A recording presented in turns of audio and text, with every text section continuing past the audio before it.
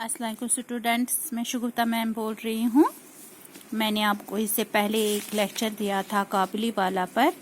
तो काबुली वाला के बारे में थोड़ा सा मैंने आपको पढ़ाया था कि यहाँ तक कि काबुली वाला जो था वो किशमिश, बादाम, पिस्ते वगैरह बेचता था और उसका नाम था रहमत। और उसकी दोस्ती एक मुन्नी के साथ, एक लड़की, छोटी लड़की के साथ होती है और बार बार वो उसके पास जाता है, उसके घर, और उसको बादाम, पिस्ते वगैरह देता है। तो असल में ये रहमत जो है काबुली वाला, वो उसको इस मुन्नी में अपनी बेटी याद आती है, तो इस वजह से वो इसके पास बार बार आता है। तो ये कहानी जो है एक अगरचे रविंद्रनाथ टैगोर ने लिखी है, तो यहाँ पर मुन्नी का बाप ये यहाँ पर बता रहा है। अब आगे मैं एक रोज़ किसी ज़रूरी काम से बाहर जा रहा था। देखा कि मुन्नी उस काबुली से बड़े मज़े से बातें कर रही थी। वो बादाम और किशमिश लिए हुए थी। मैंने काबुली से कहा, ये सब क्यों दिया, अब मत देना। ये कहकर मैंने जेब से एक अठन्नी निकाल कर काबुली को दी। उसने बिला झिझक अठन्नी लेकर जेब में डाल ली, बिला झिझक हुआ, किसी शर्म के बगैर। वो मुन्नी को पिस्ते बादाम देता था, तो मुन्नी मतलब मज़ा आता था मुन्नी को इसके साथ बातें करने में।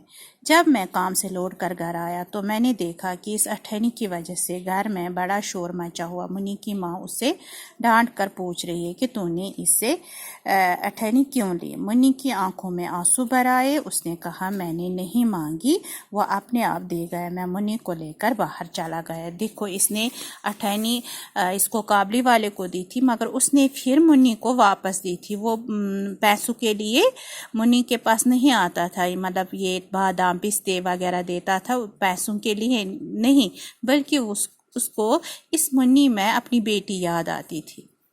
मालूम हुआ कि ये काबुली का दूसरा फेरा नहीं था।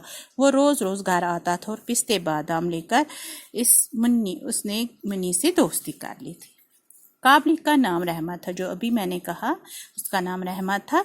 रहमत और मुन्नी की उम्र में ज़मीन आसमान का फ़र्क था, फिर भी दोनों एक दूसरे के दोस्त हो गए। उन दोनों में कुछ बंधी टिकी बातें होती थी। तो इस तरह से मुन्नी और रहमत के बीच में दोस्ती हुई थी। अगरचे मुन्नी उसकी बेटी जैसी थी, मगर फिर भी उनमें दोस्ती हो गई थी।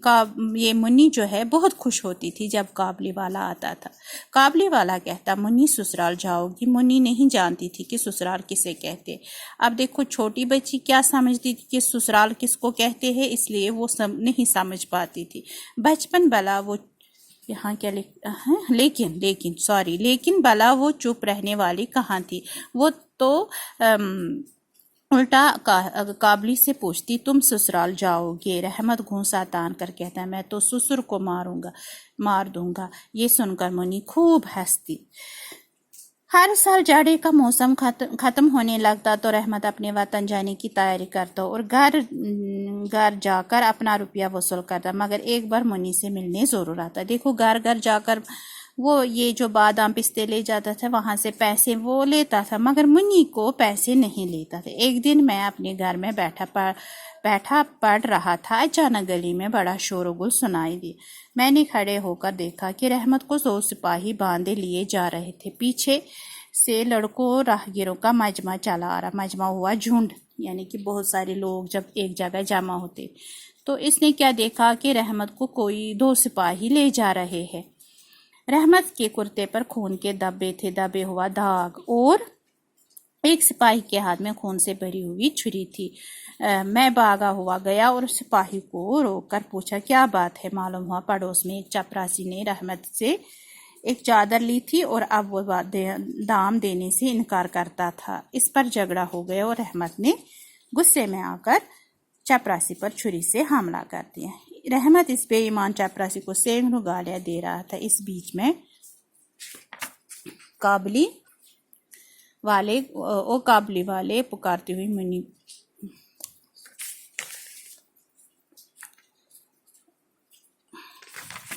काबुली वाला وہ قابلی والے پکارتے، منی بھی وہاں آ گئے۔ دیکھو منی نے بھی دیکھا اس کو سپاہی لے جا رہے ہیں۔ رحمت کا چہرہ دم بھر کے لیے خوشی سے کھل اٹھا منی کو دیکھ کر۔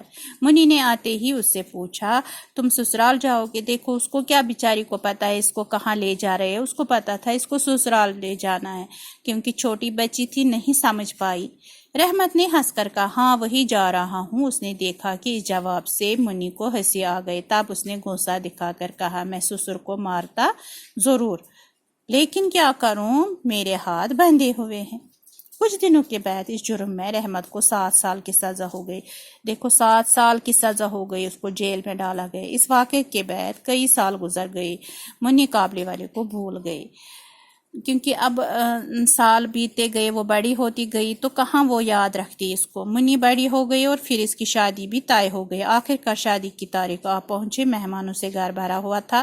میں اپنے کمرے میں بیٹھا کچھ کام کر رہا تھا، اچانک اس وقت رحمت نے آ کر سلام کیا۔ دیکھو رحمت پھر سے آ گیا اتنے سالوں کے بعد ان کے گھر۔ پہلے تو میں اس کو پہچان نہ سکا، لیکن اس کی ہنسی سے سمجھ گیا کہ یہ رحمت ہے۔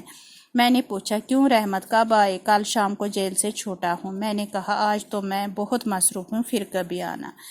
وہ اداس ہو کر جانے لگا، لیکن پھر ہچکچاتے ہوئے بولا بابو جی منی کہاں ہے؟ اصل میں اسے منی کو دیکھنا تھا، اس وجہ سے وہ ادھر آیا تھا۔ میں نے کہا آج گھر میں کام ہے، منی سے ملاقات نہیں ہوگی۔ وہ اداس ہو گیا۔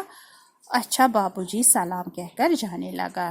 فی الحال آج اتنا ہی، تو انشاءاللہ آگے دیکھیں گے کہ منی کے ساتھ کیسی ملاقات ہوتی ہے، تو پھر کیا ہوتا ہے وہ انشاءاللہ آگے میں پڑھاؤں گی۔ اس میں ویڈیو زیادہ ہوتا ہے، پھر آپ نہیں دیکھ پاتے ہو، ورنہ میں ایک ہی لیکچر میں یہ سارا پڑھاتی۔ باقی خدا حافظ۔